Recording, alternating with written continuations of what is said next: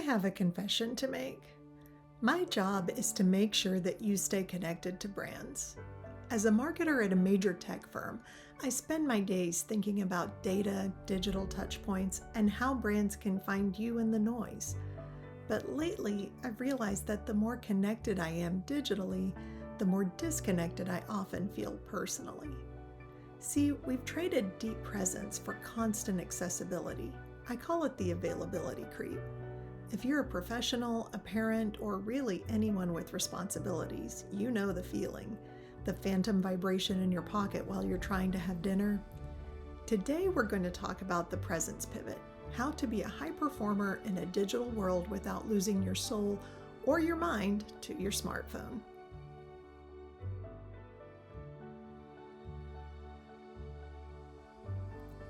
Technology gives us tons of tools that are amazing until they aren't. I used to have a smartwatch, which I loved to help me keep track of steps or exercise, but it was such a distraction to me to have something buzzing every time someone reached out that I eventually stopped wearing it. Even after I had turned off the notifications, it was still too much of a temptation for me to have it that close. I don't know about you, but I also have a hard time ignoring the many notifications I get on my phone, even though I've turned a ton of them off.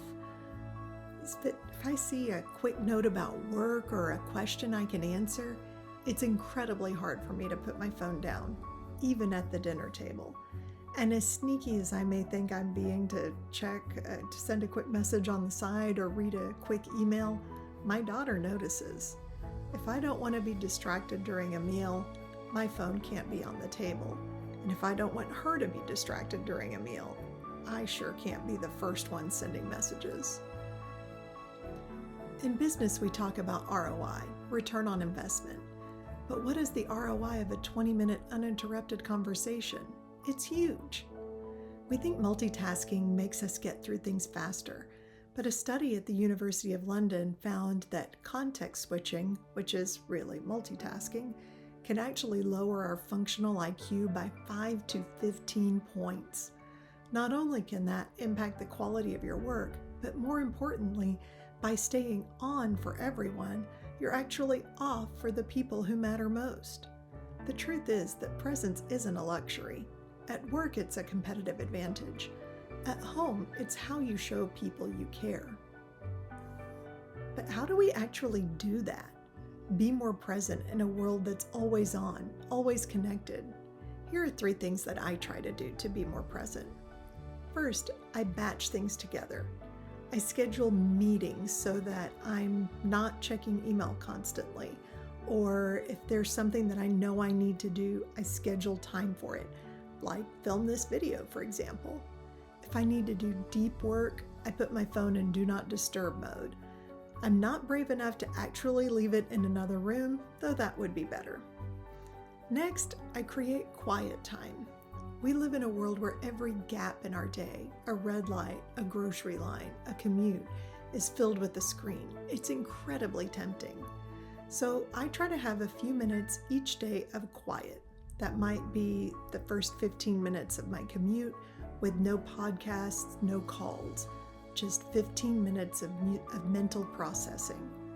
Or I take a walk and I don't listen to anything or anyone talking on a phone anyway. I give my brain a break and let my thoughts roam. It's just like the great ideas you get while brushing your teeth or taking a shower. Or is that just me? All I know is my most creative ideas come when I give them space to arrive. The last thing I do is what I call the hard stop. When my workday ends, I walk out of my office, and that is my signal to myself that I am no longer available for the world. Now it's home time. It's time for me to be present to the people right here. Now that we've talked about these 3 ideas, batching tasks, creating quiet time, and the hard stop, let's put the concept of the presence pivot into action with a real challenge. So let's start with a 10-minute digital Sabbath. It's not a full day, it's not even an hour, but it's a non-negotiable 10-minute block where you and I both will intentionally turn off all inputs. No phone, no laptop, no TV, no music. It's a tiny, perfect window to reboot your nervous system. You can do this right before bed, or as I often do, right before I start a creative project. This brings me to a personal insight I have found about how I work best. If I'm working on a second edition of a book, or drafting a new children's book, or a complex project at work, I simply cannot be in scrolling mode. Creativity requires a low stimulation environment. Think of it like this. If your brain is constantly fed by the high dopamine diet of TikTok or the quick hit updates of LinkedIn, it doesn't have the hunger it needs to create something original. It gets full on junk food. To produce something truly worthwhile, you have to create a little vacuum, a little hunger for new ideas. And that leads me to the connection experiment for this week. I want you to try 1 analog hour. This isn't about being perfect. It's about proving to yourself that the world won't end if you step away. Find an hour this week, a lunch break, an evening, a Saturday morning, and commit to no devices. Just a book, a walk, a face-to-face conversation, or simply staring out the window. And after that hour is up, I want you to notice something. Notice how much wider the world feels. Notice the things that you see and hear that the screen usually filters out. That feeling of expansion.